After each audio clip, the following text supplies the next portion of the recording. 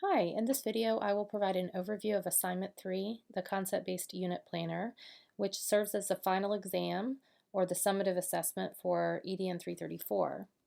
So as you know, we've been preparing you for EdTPA for your portfolio that you will complete during internship. EdTPA follows this cycle of planning, instruction, and assessment, and I've intentionally woven these elements throughout all of our modules to help you plan this mini unit, which EdTPA calls a learning segment.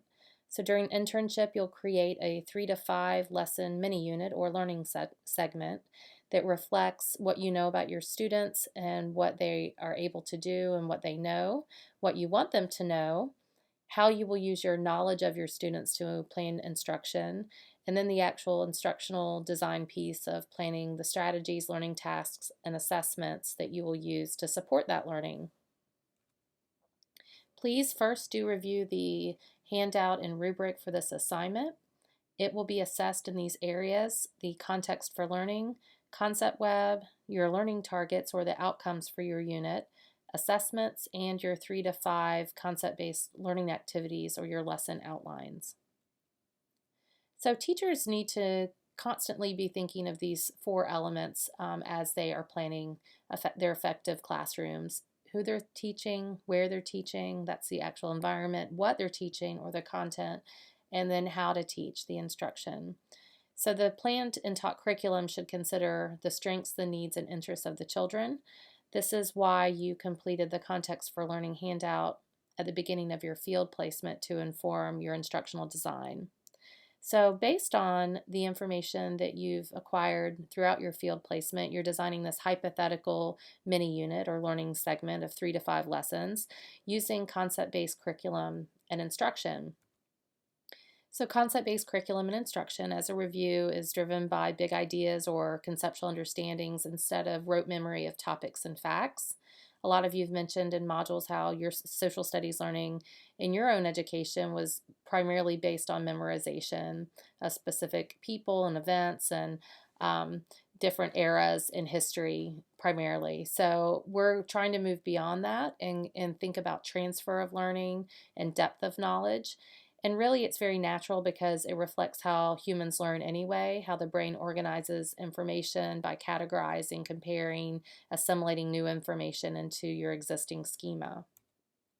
Please do re-watch the Uncover and Transfer video that was posted in the module on concept-based learning as a review of how your unit of study should be conceptual by nature, following the structure of knowledge framework. So we practiced deconstructing or unpacking our standards to identify concepts in the standards that lead to those big ideas or generalizations.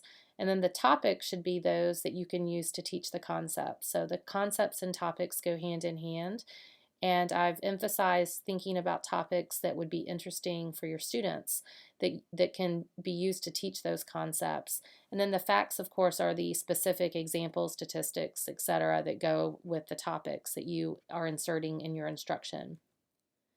So a generalization, again, is that conceptual relationship between 2 or more concepts. It transfers across time, cultures, and situations. There should be no specific pronoun or topic in your generalization. It should be very abstract and conceptual. The concept is usually 1 or 2 words. It's an organizing idea or mental construct.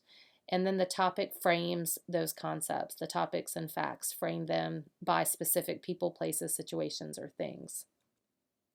So selecting your topics is very critical because these are the vehicles that you'll use to learn about bigger ideas.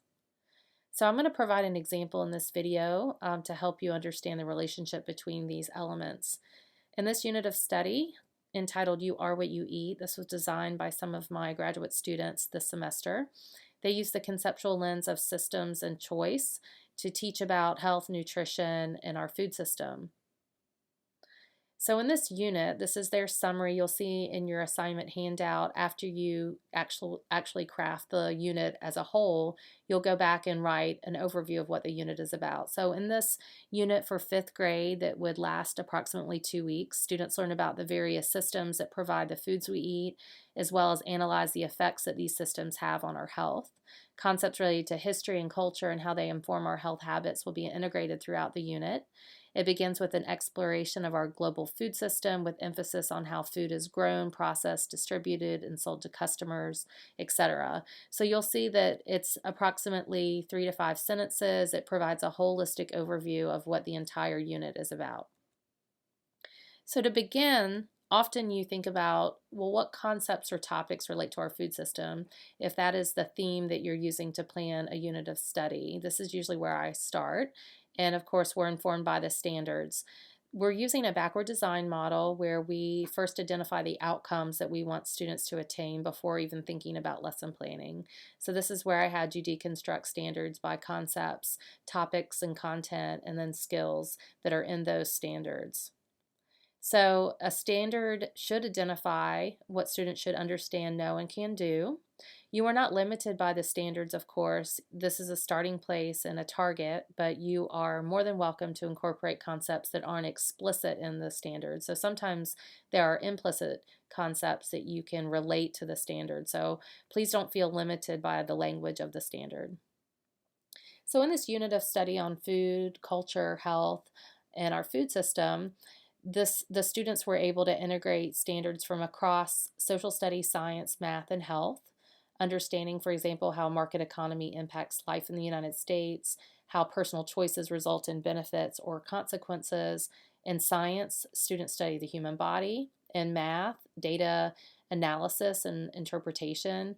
In health, analyzing health products, so that's critical media literacy. You could look at advertising, and then how our actual human bodies function in terms of health and nutrition. So this was a prime example of how you can naturally integrate concepts in a unit of study where the lines are blurred between the content areas because the concepts are what you're focusing on. So this is an example of how to unpack those concepts in the standards. These students identified on the left-hand side all these numerous concepts that they could use to teach this unit of study: advertising, choice, cause and effect, diversity, food, etc. The knows or the topics or facts, so that's on the structure of knowledge, the examples that you're going to use to teach those concepts. So the students felt like sugar and processed foods would be a great hook for this whole unit, looking at processed snacks and beverages and how advertising is used to promote them, and then the different types of health-related outcomes from those foods. So this is where the brainstorming started. The can-dos or the skills are within the standards that you've identified, and then they relate to the topic and concepts that you're teaching. So compare nutritional values of food, evaluate health benefits, describe food from other cultures, use information gained in illustrations to determine the meaning of a text. So you'll see that some standards are written and they're very skill-based. Others are very broad and maybe they're goals they have students will understand, and then you have to craft them by an observable behavior or a skill. Then I had you think about how to compartmentalize or categorize different concepts. And this is actually how I write units of study. I start brainstorming how to chunk them together. And this is what the students did, starting to think about what each lesson would include. You would think about the sequencing of those concepts. So you can create a concept web by lesson, and it's completely normal to go back and revise this. You drafted one maybe 2 months ago. So go back and look at it and change it based on the research you've been doing all semester. You can also create a concept web by content area. So this is a unit of study I wrote on consumerism. These are the concepts for social studies, science, math, language arts, and then above were the overarching or transdisciplinary concepts that relate to all content areas. You could create one that includes both concepts, topics, and facts using visuals. Visuals are very powerful if you want to include those. So you will include a concept web in your assignment. And then you'll start thinking about what are the big ideas or those generalizations and guiding questions to play in your unit. So as a reminder, the big idea is the relationship between two or more concepts. So for example, communities use natural resources to meet basic needs. You'll see that there is no specific topic in that conceptual understanding because it should be transferable. That is a big idea that's for first grade, but it is also a big idea for high school. that communities use natural resources to meet basic needs. It just becomes more in depth the older students get. So as an example of how you can brainstorm what those generalizations might be, a good exercise that we explored in the Stern chapter reading was thinking about making a list of your standards. You can put them on sticky notes and then organize them using these question stems like, what is the relationship between this concept and this concept? Or how does this impact this? What effect do this and this have on? So if you're still stuck with writing your generalizations, this is a great way to brainstorm and start thinking about what is the big picture, what is the purpose of the unit. So please do avoid weak verbs like at, is, as, har, is, are, have, impact, effect, influence, because they don't get to that higher level thinking of how, why, so what. You write clear statements. Really, the more precise, the better. Not these long statements that are too complex, but be very precise. Make them sophisticated. And they're written for the teacher when you're writing your unit of study, and the children may have a different response when you're teaching, and it doesn't mean they don't understand the generalization. They just might word it slightly differently. So here is a visual of the unit that I just mentioned, where food, choices, human body, benefits, consequences would be the concepts that are used to write the generalization that personal food choices can either benefit or harm the human body. So you'll see consequences is written there. It comes from the standards, but it was rewritten in a more friendly language. Benefit or harm it was easier to understand. And then the topics are those examples that you use to teach the concept. So sugar or Coca-Cola, processed foods, balanced meals, very specific examples. Plus their relevant facts about the sugar content of Coke, for example, and how that affects the human body. But you could see how a teacher could very easily insert a different example for the topics and get to the same concepts and generalizations. Like you could use French fries or donut, and it would help students process the same concepts to get to the same outcome. So you probably have noticed that there are unpacked standards on the internet, but I intentionally want you to write your own because they're based on your unit of study, and you don't need to use the exact language that the Department of Education created. So these should be written by you. And as a review about your guiding questions, they should facilitate students thinking toward the generalization. So they're what you would use during instruction to help students investigate and explore resources to get to those big ideas. So there are 3 types: factual, conceptual, and debatable. So thinking about what questions could children investigate about our food system, you might look at the relationship between exercise, eating choices, and the human body, how culture impacts one's diet, how changes in a system affect other systems, how natural resources and traditions drive cultural food choices, etc. The factual questions are based on those topics, like how does a sugary breakfast affect performance in school? What elements are needed for the human body to function? Those have very specific answers. There's something you could Google, for example. They're not ones that you would use for an inquiry to explore and investigate.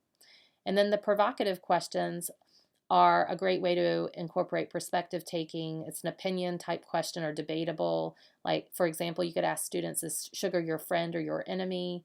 Should food companies be responsible for reducing the sugar intake in food marketed to children? And these are really great to spark debate and multiple perspectives in the classroom.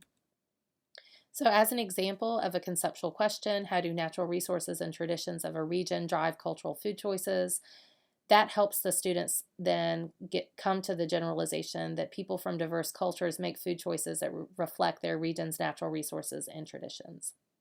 And again, that's written for the teacher, for your unit, but children may have a different response, of course, because that's written in very sophisticated language. After you plan the outcomes, you then plan the assessments. That is stage 2.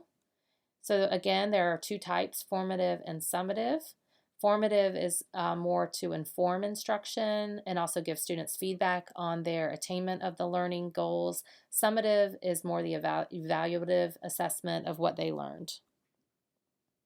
So examples that we've learned about: different thinking routines, like I used to think, but now I think; quick writes, art activities, sorting, mapping, graphic organizers, you name it. These are incorporated throughout each lesson to inform instruction and to provide feedback to students on how they're doing. The summative assessment is usually at the end of the unit of study. You could have more than one, and please know unit tests or quizzes, students do that enough. I want you to think of something that is authentic and creative. So in this unit of study, the summative assessment was to design your own meal that incorporates all the concepts that were taught throughout this unit, and directions are provided. So this is what you'll do for your unit. You'll create some sort of taking action or final authentic performance task that students will be able to create something ideally for an authentic audience, where you give them choice and voice in the creation of that product. Finally, you'll then be able to plan your learning experiences. And remember that they should be meaningful and integrative and value-based, challenging, active, as we've learned. We've also learned different evidence-based practices throughout our modules that I should see in each of your lesson plans. Using reasoning and problem solving, inquiry, experimenting, creating, integrating concepts, and then real-world applications. Also consider how to incorporate different student perspectives. The thinking routines that we've discussed and practiced, all of those promote conversation and collaboration in the classroom. They allow students to share their ideas with one another, give choice where you can, and do not restrict their movement, and encourage creative activities where students are actually performing real tasks. So again, here are some of the different thinking routines that you've learned about that you should incorporate in your unit plan. Then finally, think about how to make learning stick. We looked at the success sticky principles: simple, unexpected, concrete, credible, emotional, and stories. You should think about how the resources that you choose allow students to be engaged in this way. Concrete, for example, using artifacts. Credibility, stories from experts in the field, like a Skype call with a NASA scientist. Emotional could be reading a story. Stories could be an authentic story, like we looked at Lifta or some of the immersive platforms out there. And think about the context that you're introducing when you write lesson 1, 2, 3, 4, 5, that the context start from something that's more relevant and close to the student to more abstract. And so this is from Julie Stern, thinking of multiple fact-rich contexts that you'll help students to attain those conceptual relationships. And please do include rich learning materials throughout, just as you did in your lesson plan. And lastly, I'll close with thinking and considering ways to empower students, not just engage them in learning, how to make students want to learn. Think about individualized learning that will inspire your students and make it personalized. So again, this was sort of an overview of our entire course. I have enjoyed working with you, and I hope that you'll stay in touch with me in internship and beyond, and apply what you learned in this class and use concept-based curriculum and instruction to create critical thinkers and problem solvers in your classroom. Thanks so much, and I look forward to viewing your final plans.